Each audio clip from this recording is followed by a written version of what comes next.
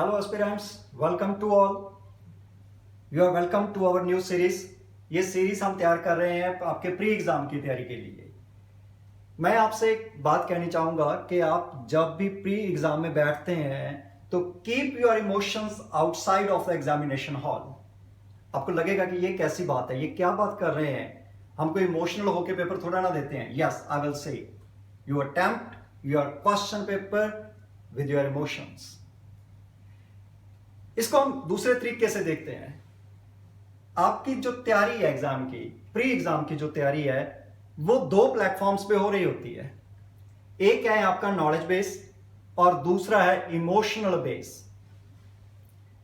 क्योंकि जब भी आप तैयारी शुरू करते हो तो आपके बहुत सारे ड्रीम्स होते हैं, एस्पिरेशंस होती हैं, आपकी फैमिली की, पेरेंट्स की, टीचर्स की, पीयर ग्रुप की, बहुत सारी वो एस्पिरेशंस आपकी तैयारी के साथ साथ जुड़ रही होती हैं और वो बढ़ रही होती हैं। एंड यू नो, जिस दिन आप एग्जामिनेशन हॉल में एंटर करते हो, आपका सिर्फ वो नॉलेज बेस आपके साथ एंटर नहीं करता, आपके इमोशंस भी आपके एग्जामिनेशन हॉल में आपके साथ चल रहे होते हैं। और वो इमोशंस कई बार आपको बहुत ज्यादा नुकसान कर देते हैं। आपने देखा होगा ऐसे बहुत सारे एस्पिरेंट्स होते हैं जिनकी बहुत अच्छी तैयारी होती है। तैयारी मीन्स नॉलेज बेस उनका बहुत अच्छा होता है, और दूसरी चीज वो अच्छा अटेम्प्ट भी करके आते हैं, बट उनका स्कोर कट ऑफ से 2 नंबर, 10 नंबर, 20 नंबर तक डाउन चला जाता है। और मैं हमेशा ये चीज कहता हूं कि जिस एस्पिरेंट का स्कोर कट ऑफ से 15 मार्क्स नीचे है, he or she also deserves to write the men. और आपने ये चीज भी देखी होगी कि आपके बहुत सारे क्वेश्चंस ऐसे गलत हो जाते हैं जो आपको आते थे। तो क्यों होता है ऐसा? इस चीज को समझते हैं हम। किस इमोशंस की मैं बात कर रहा हूं, कौन से इमोशंस हैं वो? देखो, आप काफी सारे क्वेश्चंस हैं जो उनको अटेम्प्ट करते हो आपके नॉलेज बेस पे। कुछ क्वेश्चंस प्री में ऐसे आते हैं जहां पे नॉलेज जो है आपकी वो अधूरी होती है, उस टॉपिक की आपको पूरी जानकारी नहीं होती। आपने पढ़ा होता है, या तो आप भूल गए, या आपसे वो स्किप हो गया, या आपका जो सोर्स था जहां से आपने वो तैयारी की, उस सोर्स में वो इंफॉर्मेशन, वो फैक्ट्स वो नहीं थे। बट इतनी सारी नॉलेज हमारे पास आ जाती है तैयारी करते करते कि हमें लगता है कि शायद ये मैंने चीज पढ़ी हुई है, या शायद मेरे को आती है। एक चीज ये हो जाती है, यहां ऐसा फील होता है हमें कि शायद मेरे को ये चीज आती है। एक चीज, दूसरा पॉइंट जो होता है इसमें, वो क्या है कि इमोशंस हमारे साथ चल रहे होते हैं। जो वो कौन से इमोशंस? Insecurity, fear. फियर कौन सा? Fear of failure.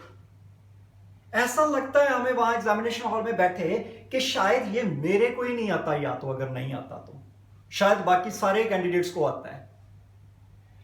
इस पे हम नेक्स्ट सीरीज में बात करेंगे, जिसमें हम समझेंगे कि फिलॉसफी क्या है प्री एग्जाम की, कैसे प्री का एग्जाम सेट होता है, कैसे वहां पे क्वेश्चंस जो है वो डिजाइन किए जाते हैं। हम इस चीज को भी समझेंगे।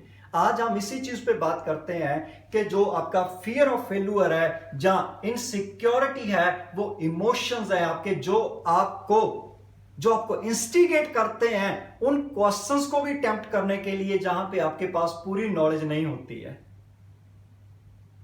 तो आप अटेम्प्ट करते हो, उस टाइम आपको लगता है कि ये सही हो जाएगा, और जब आप एग्जामिनेशन से हॉल से बाहर आते हो तो भी बहुत सारे एस्पिरेंट्स ये कहते हैं कि मैंने अगर 75 किए हैं, उसमें से 70 तो सही हो ही जाएंगे। हर एक एस्पिरेंट को ये लगता है, जिसने अच्छा तैयार किया हुआ है अपना नॉलेज बेस, उसको लगता है ये। जिसने 90 प्लस कर दिया, उसको ये लगता है कि ठीक है, पेपर आसान ही बहुत था, मेरे को आता है। मैं बार बार ये चीज कहता हूं कि यूपीएससी का पेपर कभी भी ना टफ होता है, ना वो इजी होता है, वो टैक्टफुल होता है, और उसको समझने की जरूरत है। और कभी भी आप एग्जामिनेशन हॉल में अपने अंदर फियर ऑफ फेल्यूर या इनसिक्योरिटी कभी मत आने दें। इस चीज को ध्यान में रखें। इस चीज की फिर आप कहेंगे कि कैसे देख सकते हैं कि हमारे अंदर कोई फियर है या कोई इनसिक्योरिटी है, कैसे इसको देख सकते हैं? अभी आपके पास बहुत अच्छा टाइम है। आप जब टेस्ट सीरीज कर रहे हो, जब आप किसी भी क्वेश्चन को अटेम्प्ट करते हो, अपने आप से क्वेश्चन करो, क्या मेरे को ये 150% श्योर है कि इसका आंसर ए या बी या सी या डी है? क्या आपको श्योर है? अगर आप 150% श्योर हो उस क्वेश्चन पे तो अटेम्प्ट करो। अभी आपके माइंड में ये क्वेश्चन आ रहा होगा कि ऐसे क्वेश्चंस तो फिर 35-40 होते हैं, कोई 80 क्वेश्चंस तो ऐसे नहीं आते कि जिन पे हम श्योर हों, डेड श्योर हों। मैं कहता हूं कि सबसे पहले आप अपने क्वेश्चन पेपर में वही क्वेश्चन सॉल्व कीजिए फर्स्ट राउंड में जिन पे आप 150% श्योर हैं। नो डाउट वहां पे क्वेश्चंस आएंगे ऐसे जहां पे आप 2 ऑप्शंस एलिमिनेट कर दोगे, बट 2 ऑप्शंस में टाई होगी। उन क्वेश्चंस को इमोशनल होके अटेम्प्ट नहीं करना, कभी भी उन पे लॉजिक लगाना है। वो लॉजिक कैसे लगाना है, क्या करना है, कैसे क्वेश्चंस को अटेम्प्ट करना है, कैसे क्वेश्चंस को अटेम्प्ट नहीं करना है, ये हम इन फ्यूचर एक सीरीज में, एक सेशन में इस पे जरूर बात करेंगे आपके प्री से पहले। तो सबसे पहला पॉइंट है आप अपने इमोशंस को कंट्रोल में रखना सीखिए। मैं आपको एक चीज यहां पे कहनी चाहूंगा। सपोज आप आईएएस ऑफिसर बन गए, आप आईपीएस ऑफिसर बन गए, आप अपनी सीट पे बैठे हुए हैं, क्या आप अपने डिसीजंस इमोशनल होकर लेंगे या लॉजिकली लेंगे? आप अपने इमोशंस को बैलेंस करेंगे और जो भी आपके पास फैक्ट्स होंगे, जो भी नॉलेज होगी, जो भी आपके पास एविडेंसेस होंगे, आप उस बेस पे अपने डिसीजंस लोगे। तो यही चीज जो है यूपीएससी चेक कर रही है आपके एग्जामिनेशन हॉल में। जो आपका प्री का एग्जाम है, ये प्री ना होके ये भी आपका पर्सनालिटी टेस्ट है एक्चुअली।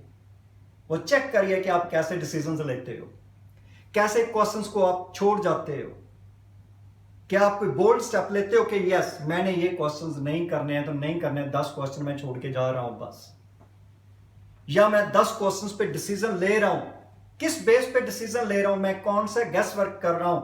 ये प्रैक्टिस आपकी इन्हीं दिनों में होनी चाहिए।